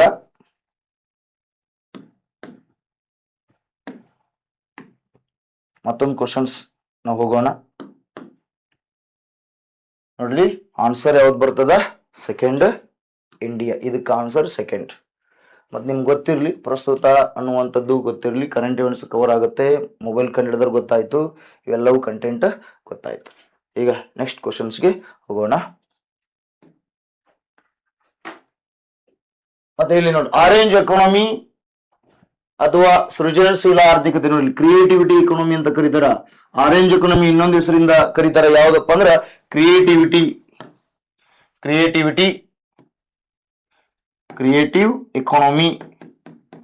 ಎಕಾನಮಿ ಅಂತ ಕರೀತಾರೆ. ನೆನಪಿರ್ಲಿ. ನೋಡಿ, creative economy is mainly based on what ಅಂತ ಕೇಳ್ತಾ ಇದ್ದಾರೆ. ಹಾಗಾಗಿ ಮುಖ್ಯವಾಗಿ ಯಾವುದರ ಮೇಲೆ ಆಧಾರಿತವಾಗಿದೆ ಅಂತ ಪ್ರಶ್ನೆ ಕೇಳಿ. ಮೇನ್ ಕಂಟೆಂಟ್ ಏನು ಕ್ರಿಯೇಟಿವಿಟಿ ಎಕಾನಮಿಯಲ್ಲಿ ಅಂತಂದಾಗ ಅರ್ಥ ಮಾಡಿ. ಕೃಷಿ ಉತ್ಪಾದನೆ ಬರ್ತದ? ಇಲ್ಲ, ಅದು ಪ್ರೈಮರಿ ಸೆಕ್ಟರ್ಗೆ ಸಂಬಂಧಪಟ್ಟಿದ್ದು. ಭಾರಿ ಕೈಗಾರಿಕೆಗಳು ಬರ್ತದ? ಇಲ್ಲ, ಅದು ಸೆಕೆಂಡರಿ ಸೆಕ್ಟರ್ಗೆ ಸಂಬಂಧಪಟ್ಟಿದ್ದು. ಕಲ್ಪನೆ, ಸಂಸ್ಕೃತಿ, ಬೌದ್ಧಿಕ ಆಸ್ತಿ ಅಂತಿದೆ, ನೋಡೋಣ. ಖನಿಜ ಸಂಪನ್ಮೂಲಗಳು ಆಗ್ಲೇ ಹೇಳಿದ್ನಲ್ಲ, ಮಿನರಲ್ಸ್, ರಿಸೋರ್ಸ್, ಇದು ಬರಲ್ಲ, ಪ್ರೈಮರಿ ಸೆಕ್ಟರ್ ಅಲ್ಲಿ ಬರ್ತದೆ ಇದು. ಹಾಗಾಗಿ ಇಲ್ಲಿ ಅರ್ಥ ಮಾಡ್ಕೊಳ್ಳಿ, ಹೊಸ ಶಬ್ದಗಳಿದಾವ. ಕಲ್ಪನೆ, ಇಮ್ಯಾಜಿನೇಷನ್ಸ್, ಐಡಿಯಾಸ್. ಕಲ್ಪನೆ, ಐಡಿಯಾಸ್ ಮತ್ತು ಇಮ್ಯಾಜಿನೇಷನ್ಸ್. ಜೊತೆಗೆ ಸಂಸ್ಕೃತಿ, ಕಲ್ಚರ್, ಅಂಡ್ ಇಲ್ಲಿ ಬೌದ್ಧಿಕ ಆಸ್ತಿ. ಇಂಟೆಲೆಕ್ಚುಯಲ್ ಪ್ರಾಪರ್ಟಿ ಅಂತ ಕರೀತಾರೆ ಅದನ್ನ, ಬೌದ್ಧಿಕ ಆಸ್ತಿ ಅನ್ನುವಂಥದ್ದು. ಬೌದ್ಧಿಕ ಆಸ್ತಿ ಅಂತಂದಾಗ ಅರ್ಥ ಮಾಡ್ಕೊಡಿ, ಇಂಟೆಲಿಜೆನ್ಸ್ ಬೇಕಾಗತ್ತಾ, ಇಂಟೆಲಿಜೆನ್ಸ್, ಕಾಗ್ನಿಟಿವ್ ಜ್ಞಾನ ಬೇಕಾಗುತ್ತೆ.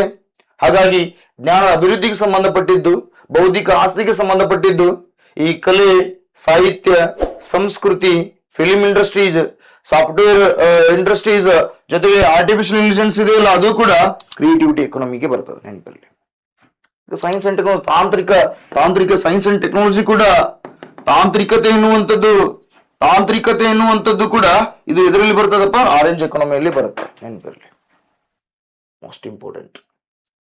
ಯಾಕಂದ್ರೆ ಇವತ್ತ ಕಲಿಯುಗ ಇದೆಯಲ್ಲ, ಈ ಕಲಿಯುಗ ಏನನ್ನ ಕ್ರಿಯೇಟ್ ಮಾಡಿದೆಪ್ಪ ಅಂದ್ರ ಜ್ಞಾನ ಯುಗವನ್ನ ಕ್ರಿಯೇಟ್ ಮಾಡಿದೆ. ಯಾವುದು? ಜ್ಞಾನಾತ್ಮಕ ಯುಗವನ್ನ ಕ್ರಿಯೇಟ್ ಮಾಡಿದೆ. ಹಾಗಾಗಿ ದಿಸ್ ಇರಾ ಈಸ್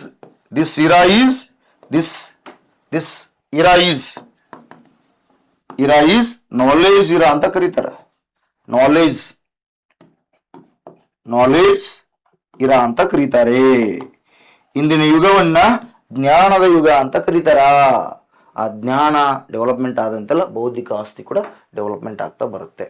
ಅದರ ಬೌದ್ಧಿಕ ಆಸ್ತಿಗೆ ರಿಲೇಟೆಡ್ ಆಗಿರುವಂತ ಒಂದು ರೀಸೆಂಟ್ ಆದಂತ ಎಕಾನಮಿ ಯಾವುದಂತ ಅಂದಾಗ, so that is creativity economy, ಅಥವಾ ಯಾವುದಂದ್ರೆ ಆರೆಂಜ್ ಎಕಾನಮಿ ಅಂತ ಅರ್ಥ, ಹಾಗಾದ್ರೆ ಇದು ಆನ್ಸರ್ ಬರಲ್ಲ, ಖನಿಜ ಸಂಪನ್ಮೂಲ ಬರಲ್ಲ, ಭಾರಿ ಕೈಗಾರಿಕೆಗಳು ಬರಲ್ಲ, ಕಲ್ಪನೆ, ಸಂಸ್ಕೃತಿ ಮತ್ತು ಬೌದ್ಧಿಕ ಆಸ್ತಿ ಇದೇ ಆನ್ಸರ್, ನೆನಪಿರಲಿ. ಈ ತರ ಪ್ರಶ್ನೆಗಳು ಬರ್ತಾವ ನೋಡ್ರಿ, ಎಷ್ಟು ಡಿಫ್ರೆಂಟ್ ಇಸ್ ಐತ್ ಕ್ವಶನ್ಸ್. Next questions. ಭಾರತ ಸರ್ಕಾರ ಜನಗಣತಿ ಆಯುಕ್ತರು 2027ರ ಜನಗಣತಿಗಾಗಿ ಬಿಡುಗಡೆ ಮಾಡಿದ ಮೊಬೈಲ್ ಅಪ್ಲಿಕೇಶನ್ಸ್ ಹೆಸರೇನು ಅಂತ ಪ್ರಶ್ನೆಯನ್ನ ಕೇಳಿದರು. ಸೊ ಹಾಗಾಗಿ ಇಲ್ಲಿ ಕೂಡ ನೋಡಿ, ಇದು ಕಂಟೆಂಟ್ ಕೂಡ 2027ರಲ್ಲಿ ನಡೀತಿರುವಂತ ಜನಗಣತಿ 2026-27ರ ಅವಧಿಯಲ್ಲಿ, ನೆನಪಿರ್ಲಿ, 2026 ಮತ್ತು 27ರ ಅವಧಿಯಲ್ಲಿ ನಡೀತಾ ಇರುವಂತ ಗಣತಿ ಇದೆಯಲ್ಲ, ವಿಚ್ ಟೈಪ್ಸ್ ಸೆನ್ಸಸ್ ಅಂದಾಗ ದಟ್ ಈಸ್ ಡಿಜಿಟಲ್ ಸೆನ್ಸಸ್. ಏನು? ಡಿಜಿಟಲ್ ಸೆನ್ಸಸ್ ನಡೀತಾ ಇದೆ. ಡಿಜಿಟಲ್ ಸೆನ್ಸಸ್ ನಡೀತಾ ಇದೆ. ಡಿಜಿಟಲ್ ಸೆನ್ಸಸ್, ಇದು ಡಿಜಿಟಲ್ ಸೆನ್ಸಸ್. ಹಾಗಾದ್ರೆ ಡಿಜಿಟಲ್ ಸೆನ್ಸಸ್ ನಡೆಯಕತ್ತಾರಪ್ಪ ಅಂದ್ರ ಇಲ್ಲಿ ಏನಿದೆ? ಸೈನ್ಸ್ ಅಂಡ್ ಟೆಕ್ನಾಲಜಿ ಬರುತ್ತೆ. ಇಲ್ಲಿ ಕೂಡ ಯಾವ ಸೈನ್ಸ್ ಅಂಡ್ ಟೆಕ್ನಾಲಜಿ ಅಂತಂದಾಗ ಇನ್ಫಾರ್ಮೇಶನ್ ಟೆಕ್ನಾಲಜಿ ಬರುತ್ತೆ. ಇಲ್ಲಿ ಕೂಡ ಯಾವ್ದು ಬರುತ್ತಾ? ಇನ್ಫಾರ್ಮೇಶನ್ ಟೆಕ್ನಾಲಜಿ ಬರುತ್ತೆ. ಇಂಟರ್ನೆಟ್ ಬೇಕು, ಇಲ್ಲಿ ಕೂಡ ಇಂಟರ್ನೆಟ್ ಬೇಕು. ಹಾಗಾಗಿ ಜನಗಣತಿ 2 ಹಂತದಲ್ಲಿ ನಡೀತಾ ಇದೆ. ಒಂದು ಏನ್ ನಡೀತಾ ಇದೆ, ಫಸ್ಟ್ ಸ್ಟೇಜ್ ಅಲ್ಲಿ ಮನೆಗಳ ಸಂಖ್ಯೆಯ ಗಣತಿ ಮಾಡ್ತಾರ. ಸೆಕೆಂಡ್ ಸ್ಟೇಜ್ ಅಲ್ಲಿ ಏನ್ ನಡೀತಿದಪ್ಪ, ಜನರ ಸಂಖ್ಯೆಯನ್ನ ಏನ್ ಮಾಡ್ತಾರ? ಎಣಿಕೆ ಮಾಡ್ತಾರ. ನೆನಪಿರಲಿ, ಫಸ್ಟ್ ಸ್ಟೇಜ್ ಮನೆಯ ಸಂಖ್ಯೆಗಳ ಗಣತಿ, ಮತ್ತು ಇನ್ನೊಂದು ನೆಕ್ಸ್ಟ್ ಸ್ಟೇಜ್ 2ನೇ ಹಂತ ಜನರ ಸಂಖ್ಯೆಯ ಗಣತಿ ಮಾಡ್ತಾರೆ. ಹಾಗಾಗಿ ಇದರ ಥೇಮ್ ಇದೆ, ನೆನಪಿರ್ಲಿ. ಈ ಜನಗಣತಿಯ ಥೇಮ್ ಇದೆ, ಅದು ಕೂಡ ನಿಮ್ಗೆ ಗೊತ್ತಿರ್ಲಿ. ನಮ್ಮ ಗಣತಿ ನಮ್ಮ ಅಭಿವೃದ್ಧಿ ಅಂತ ಐತಿ. ನಮ್ಮ ಗಣತಿ ನಮ್ಮ ಅಭಿವೃದ್ಧಿ ಅಥವಾ ಸಮೃದ್ಧಿ ಅನ್ನುವುದು ಕಂಟೆಂಟ್ ಇಲ್ಲಿ ಬರ್ತದ. ಅದು ಕೂಡ ಥೇಮ್ ಇದೆ, ಪ್ರಶ್ನೆಯನ್ನು ಕೇಳುವಂತ ಚಾನ್ಸಸ್ ಇದೆ. ಅದನ್ನು ಕೂಡ ನೀವು ನೆನ್ಪಿಟ್ಕೊಳ್ರಿ ಅನ್ನುವಂಥದ್ದು. ಹಾಗಾಗಿ ಇಲ್ಲಿ ನಾವು ಏನ್ ಗೊತ್ತಿರ್ಬೇಕು, ಈ ಕ್ವಶನ್ಸ್ ಗೆ ಸಂಬಂಧಪಟ್ಟಂತ ಆನ್ಸರ್ ಯಾವ್ದಾಗತ್ತಪ್ಪ ಅಂತಂದ್ರೆ ಈ ಸೆನ್ಸಸ್ ಅಲ್ಲ, ಇದೇ ಇರ್ಬೋದು ಅಂತ ನೀವು ಅದನ್ನ ಆನ್ಸರ್ ಮಾಡ್ಬಿಡ್ತೀರಿ. ಅದು ಅಲ್ಲ. ಈ ಜಿಯೋ ಸೆನ್ಸಸ್ ಅದು ಅಲ್ಲ. ಜಿಯೋ ಮೊಬೈಲ್ ತಗೊಂಡ್ರೆ ಅದರಿಂದ ಮಾಡ್ಯಾರ ಅಂತ ಅದು ಅಲ್ಲ. That is wrong. ಇನ್ನ ಸ್ಮಾರ್ಟ್ ಸೆನ್ಸಸ್ ಅಲ್ಲ. ನೋಡಿ, 2 ಸೆನ್ಸಸ್ ಅದಾವ. ಕನ್ಫ್ಯೂಸ್ ಮಾಡಕ್ ಹಂಗ ಮಾಡಿದಾರ ಅವ್ರು. ಹಾಗಾಗಿ ಆನ್ಸರ್ ಯಾವ್ದು ಬರುತ್ತಪ್ಪ ಅಂದ್ರೆ ಡಿಜಿಟಲ್ ಲೇಔಟ್ ಮ್ಯಾಪ್ ಅಂತ ಬರುತ್ತೆ. ಯಾವುದು? What is the name of the mobile application released by the census commissioner of the government of India for the 2027 census ಅಂತ ಕೇಳಿದಾರೆ ಕ್ವಶನ್ಸ್. ಹಾಗಾಗಿ ಈ ಸೆನ್ಸಸ್ ಬರಲ್ಲ, ಸ್ಮಾರ್ಟ್ ಸೆನ್ಸಸ್ ಬರಲ್ಲ, ಜಿಯೋ ಸೆನ್ಸಸ್ ಬರಲ್ಲ. ಹಾಗಾದ್ರೆ ಇಲ್ಲಿ ಆಪ್ಷನ್ಸ್ ಯಾವ್ದಪ್ಪ ಅಂತಂದಾಗ so that is digital layout map. Digital layout map ಅರ್ಥ ಮಾಡ್ಕೊಡ್ರಿ, ಮೋಸ್ಟ್ ಇಂಪಾರ್ಟೆಂಟ್. ಇಲ್ಲಿ ಈ ಡಿಜಿಟಲ್ ಲೇಔಟ್ ಮ್ಯಾಪ್ ಏನ್ ಮಾಡ್ತದಪ್ಪ ಅಂತಂದ್ರ ಅಕ್ಷಾಂಶ ಮತ್ತು ರೇಖಾಂಶಗಳ ಹಿನ್ನೆಲೆಯಲ್ಲಿ ಮನೆಗಳು ಯಾವ ಪ್ಲೇಸ್ ಅಲ್ಲಿ ಇದೆ ಅನ್ನೋದನ್ನು ಫೈಂಡ್ ಔಟ್ ಮಾಡುತ್ತೆ ಇದು. ಅಕ್ಷಾಂಶ ಲ್ಯಾಟಿಟ್ಯೂಡ್ ಅಂಡ್ ಲ್ಯಾಂಗಿಟ್ಯೂಡ್ ಅಂತ ಬರುತ್ತಲ್ಲ, ಈ ಅಕ್ಷಾಂಶ ರೇಖಾಂಶಗಳ ಹಿನ್ನೆಲೆಯಲ್ಲಿ ಮನೆಗಳು ಎಲ್ಲದವ ಅನ್ನೋದನ್ನ ಫೈಂಡ್ ಔಟ್ ಮಾಡ್ತದ. ಆ ಮನೆಯಲ್ಲಿರುವಂತ ಜನಸಂಖ್ಯೆ ನಮ್ಗೆ ಗೊತ್ತಾಗುತ್ತೆ ನಂತರದಲ್ಲಿ, ಅಲ್ಲಿ ಎಣಿಕೆ ಮಾಡ್ಲಿಕ್ಕೆ ಹೆಲ್ಪ್ ಆಗುತ್ತೆ. ಹಾಗಾದ್ರೆ ಈ ಡಿಜಿಟಲ್ ಲೇಔಟ್ ಮ್ಯಾಪ್ ಅನ್ನುವಂಥದ್ದು ಯಾವ್ದ್ರ ಮೇಲೆ ಕೆಲಸ ಮಾಡ್ತದಪ್ಪ ಅಂದ್ರ ಅರ್ಥ ಮಾಡ್ಕೊಡ್ರಿ. ಇದಕ್ಕೊಂದು GPS ಇದೆ, GPS ಹೆಲ್ಪ್ ಆಗುತ್ತೆ ಇಲ್ಲಿ. ಅದರಲ್ಲಿ ವಿಶೇಷವಾಗಿ ಸ್ವದೇಶಿ GPS ಇದೆ, ಸ್ವದೇಶಿ GPS ಇದೆ. ಅದು ಯಾವ್ದಪ್ಪ ಅಂತಂದ್ರ ಅದನ್ನ ಶಾರ್ಟ್ಕಟ್ ಆಗಿ ನಾವಿಕ್ ಅಂತ ಕರಿತೀವಿ. ನಾವು ಏನಂತ ಕರಿತೀವಿ? ನಾವಿಕ್ ಅಂತ ಕರಿತೀವಿ. ಹಾಗಾಗಿ ಅದು ಮೂಲ ಕಂಟೆಂಟ್ ಏನಪ್ಪ ಇಂಡಿಯನ್ ರೀಜನಲ್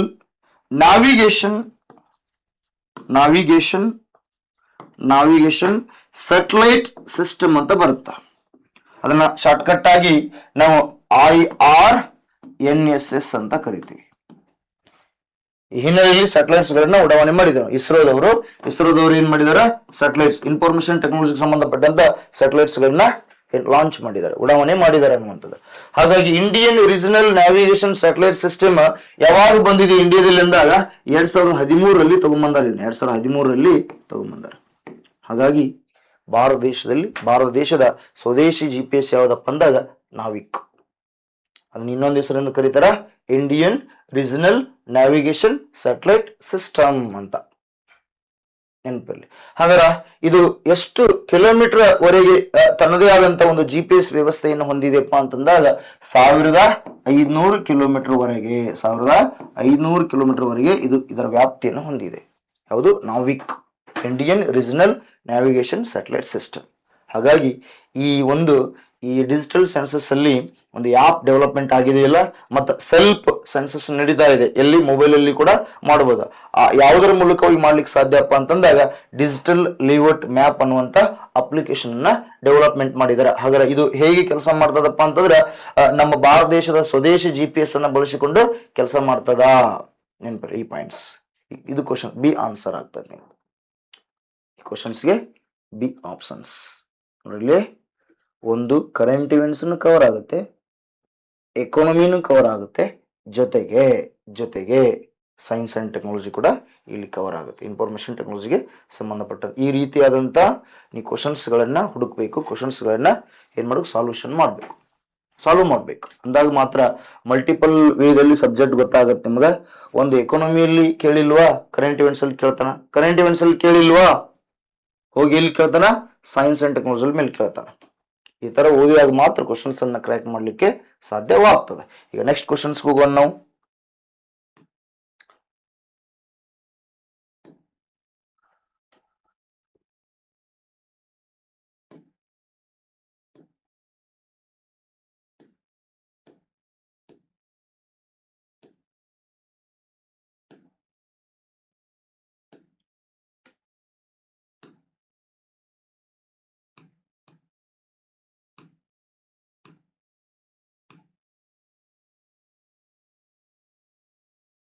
ಎಸ್, ಇಲ್ಲಿ ಕನ್ನಡ ಬಂದಿಲ್ಲ, ಇಂಗ್ಲಿಷ್ ಅಷ್ಟೇ ಬಂದಿದೆ ಕ್ವಶನ್ಸ್. ಅದು ಇಲ್ಲಿ ನೋಡೋಣ.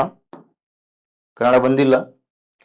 With reference to India's GDP growth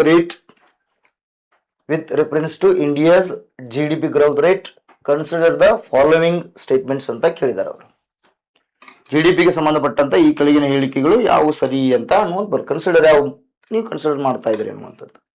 First, the government of India in March 2026 introduced 2022 and 23 as the base year for GDP calculations. ಒಂದೇ ಸ್ಟೇಟ್ಮೆಂಟ್ ಕೇಳಿದ್ದಾರೆ. ಅಂದ್ರೆ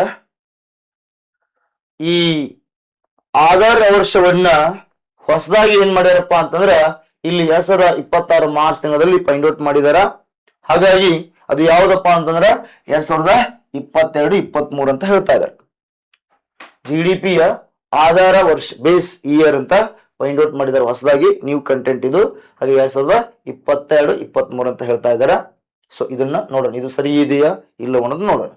next, Under this new series, India's GDP growth for the year 2025-26 is estimated at 7.6 ಅಂತ ಹೇಳ್ತಾ ಇದ್ದಾರೆ. ಅಂದ್ರೆ 2025-26 ಸಾಲಿನ ಅವಧಿಯಲ್ಲಿ GDPಯ ಒಂದು ಏನಪ್ಪಾ ಅಂದ್ರೆ ಗ್ರೋತ್ ಕಂಟೆಂಟ್ ಎಷ್ಟಿದೆ, ಬೆಳವಣಿಗೆ ಎಷ್ಟಿದೆ ಅಂತಂದ ಹೇಳ್ತಾ ಇದ್ದಾರೆ. ಎಷ್ಟಿದೆಪ್ಪ ಅಂತಂದ್ರೆ 7.6 ಇದೆ. ಎಸ್, ಅದರ ಆರ್ಥಿಕ ಬೆಳವಣಿಗೆ ಎಷ್ಟಿದೆ, GDP 2025-26 ಆರ್ಥಿಕ ಬೆಳವಣಿಗೆ ಎಷ್ಟಿದೆ ಅಂತ ಕೇಳ್ತಾ ಇದ್ದಾರೆ. ಸೊ ಹಾಗಾಗಿ ಎಷ್ಟು 7.6. ಹಾಗಾದ್ರೆ ಇಲ್ಲಿ ನೀವು ಕ್ವಶನ್ಸ್ ಅನ್ನು ನೋಡಿದಾಗ ಅರ್ಥ ಮಾಡ್ಕೊಳ್ರಿ, ಇವೆರಡೂ ಸ್ಟೇಟ್ಮೆಂಟ್ ಕರೆಕ್ಟ್ ಅದ. ಓನ್ಲಿ ಸ್ಟೇಟ್ಮೆಂಟ್ 1 ಈಸ್ ಕರೆಕ್ಟ್ ಅಂತ ಇದಾರ, that is not, that is wrong. ಇನ್ನೊಂದು ಓನ್ಲಿ ಸ್ಟೇಟ್ಮೆಂಟ್ 2 ಈಸ್ ಕರೆಕ್ಟ್ ಅಂತ ಹೇಳ್ತಾ ಇದ್ದಾರೆ, that is wrong. Both statements 1 and 2 are correct. ಎರಡೂ ಕರೆಕ್ಟ್ ಇಲ್ಲಿ, ಇವು ರಾಂಗ್ ಇವು. ಹಾಗಾದ್ರೆ ಬೋತ್ ಸ್ಟೇಟ್ಮೆಂಟ್ ಆರ್ ಇನ್ಕರೆಕ್ಟ್ ಅಂತ ಹೇಳ್ತಾ ಇದ್ದಾರೆ, ಇದು ಇನ್ಕರೆಕ್ಟ್, ಇದಲ್ಲ. ಎರಡು ಸರಿಯಲ್ಲ, ತಪ್ಪು ಅಂತ ಹೇಳ್ತಾ ಇದ್ದಾರೆ, ಸರಿ ಇದಾವ. ಹಾಗಾದ್ರೆ ಡಿ ಆಪ್ಷನ್ಸ್ ಕೂಡ ಇನ್ಕರೆಕ್ಟ್ ಆಗ್ತದ. ಬಟ್ ಸ್ಟೇಟ್ಮೆಂಟ್ ಕರೆಕ್ಟ್ ಅದಾವ, ಸ್ಟೇಟ್ಮೆಂಟ್ ಇನ್ಕರೆಕ್ಟ್ ಅಂತ ಹೇಳಿದಾರೆ. ಸ್ಟೇಟ್ಮೆಂಟ್ ಕರೆಕ್ಟ್ ಅಂದ್ರೆ ಇದು ಕರೆಕ್ಟ್ ಆಗ್ತಿತ್ತು. ಬಟ್ ಇಲ್ಲಿ ಆಪ್ಷನ್ಸ್ ಏನಿದೆಪ್ಪ ಅಂದ್ರೆ ಸಿ ಇದೆ. C answer is correct. C answer is correct. C answer correct ಆಗ್ತತಿ. ಸಿ ಆನ್ಸರ್ ಕರೆಕ್ಟ್ ಆಗ್ತತಿ. ನೋಡೋಣ ಹೆಂಗ ಅನ್ನೋದನ್ನ ಡಿಸ್ಕಷನ್ ಮಾಡ್ತಾ ಬರೋಣ ಅನ್ನುವಂಥದ್ದು.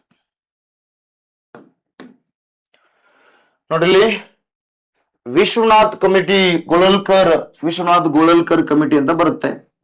2024 ಅವಧಿಯಲ್ಲಿ ಒಂದ್ ಏನ್ ಮಾಡ್ತಾರಪ್ಪ ಅಂದ್ರೆ ಕಮಿಟಿಯನ್ನ ಫಾರ್ಮೇಶನ್ ಮಾಡ್ತಾರೆ. 2024 ಒಂದು ವಿಶ್ವನಾಥ್ ಅವರ ನೇತೃತ್ವದಲ್ಲಿ ಕಮಿಟಿಯನ್ನ ಮಾಡ್ತಾರೆ.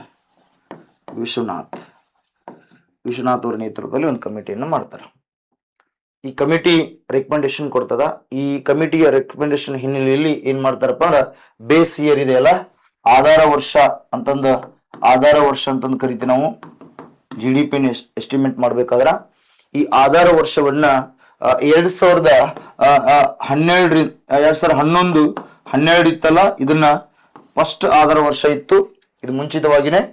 ಹಾಗಾಗಿ ಈ ಆಧಾರ ವರ್ಷವನ್ನ ಏನ್ ಮಾಡಿದಾರ, ಚೇಂಜ್ ಮಾಡ್ಯಾರ. ಪ್ರೆಸೆಂಟ್ ಆಧಾರ ವರ್ಷ ಯಾವ್ದಪ್ಪ ಅಂದ್ರ 2022 ಮತ್ತು 23. ನೆನ್ಪಿರ್ಲಿ, ಯಾವ ಕಮಿಟಿ ರೆಕಮೆಂಡೇಶನ್ ಮಾಡಿದೆ? ವಿಶ್ವನಾಥ್ ಗೋಳಲ್ಕರ್ ಅವರ ಕಮಿಟಿ ಅಂತ. ವಿಶ್ವನಾಥ್ ಅಂತ ನೆನ್ಪಿಟ್ಕೊಳ್ರಿ ನೀವು. ವಿಶ್ವನಾಥ್ ಕಮಿಟಿ ರೆಕಮೆಂಡೇಶನ್ ಮಾಡಿ.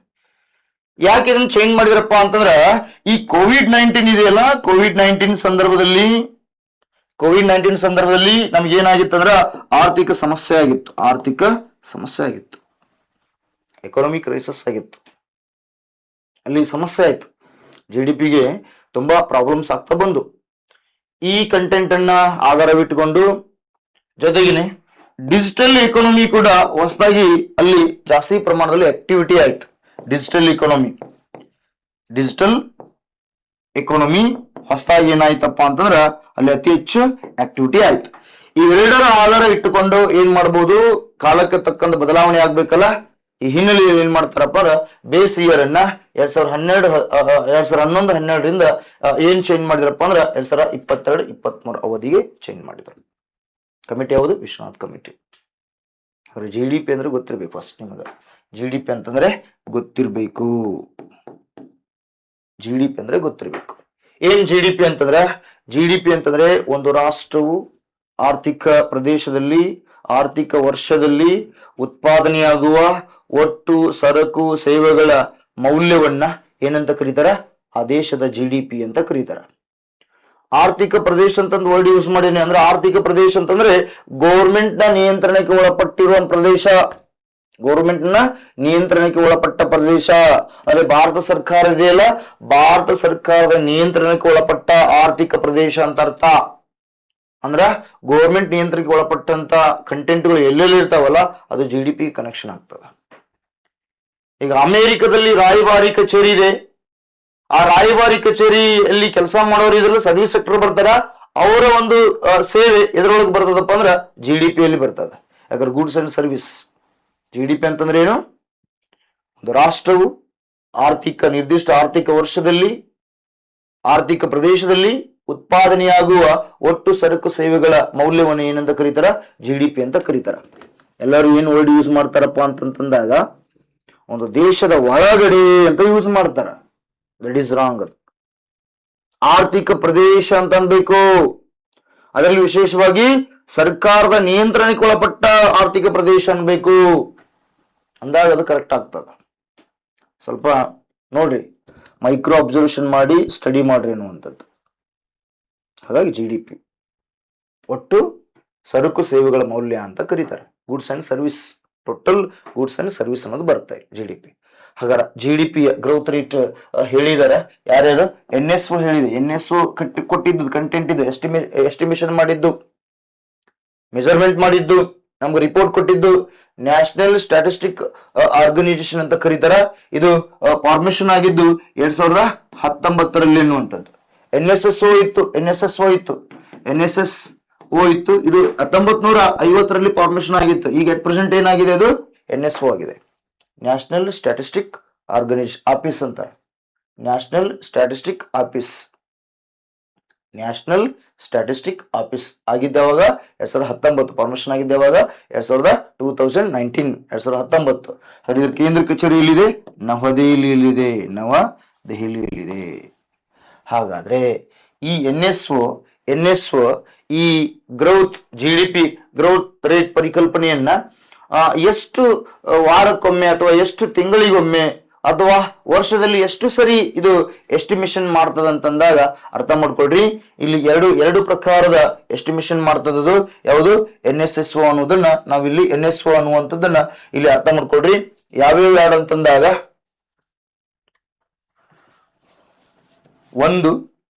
ಒಂದು ಮುಖ್ಯವಾಗಿ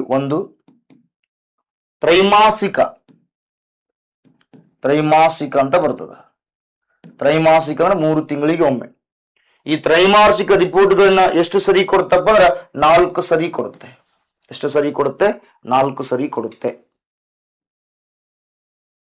ಹಾಗಾದ್ರೆ ವಾರ್ಷಿಕವಾಗಿ ಎಷ್ಟು ಸರಿ ರಿಪೋರ್ಟ್ ಕೊಡುತ್ತಂದ್ರೆ, ವಾರ್ಷಿಕವಾಗಿ ಆರ್ಥಿಕ ಬೆಳವಣಿಗೆ ಸಂಬಂಧಪಟ್ಟಂತ ಅಥವಾ GDPಗೆ ಸಂಬಂಧಪಟ್ಟಂತ ವರದಿಯನ್ನ ವಾರ್ಷಿಕವಾಗಿ ಎಷ್ಟು ಸರಿ ಕೊಡ್ತದಪ್ಪ ಅಂದ್ರೆ NSO ಅಂತಂದಾಗ 1 ಸರಿ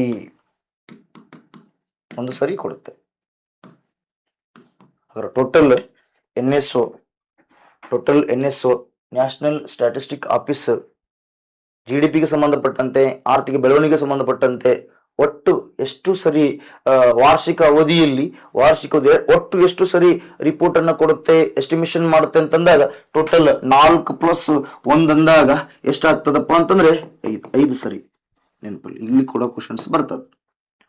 ಆಗ 4 ಸರಿ ಅಂತಂದ್ರೆ ಯಾವ್ಯಾವ ಗೊತ್ತಿರ್ಬೇಕು ನೋಡಿ. ಏಪ್ರಿಲ್ 1ರಿಂದ ಮಾರ್ಚ್ 31ರವರೆಗೆ ಏನೋ ಇಂಡಿಯನ್ ಎಕಾನಮಿ ಇಯರ್ ಇದು. ಏಪ್ರಿಲ್ 1ರಿಂದ ಮಾರ್ಚ್ 31 ಇದೆಯಲ್ಲ, ಇದನ್ನು ಇಂಡಿಯನ್ ಎಕಾನಮಿ ಇರಾ ಅಂತ ಕರೀತಾರೆ. ಇಂಡಿಯನ್ ಎಕಾನಮಿ ಇರಾ ಅಂತ ಕರೀತಾರೆ. ಎಕಾನಮಿ ಇರಾ ಅಂತ ವರ್ಷ, ಇಯರ್ ಅಂತ ಕರೀತಾರೆ. ಇಂಡಿಯನ್ ಎಕಾನಮಿ ಇಯರ್, ಭಾರತದ ಆರ್ಥಿಕ ವರ್ಷ ಯಾವುದು? ಏಪ್ರಿಲ್ 1ರಿಂದ ಮಾರ್ಚ್ 31ರವರೆಗೆ ಇರ್ತದೆ.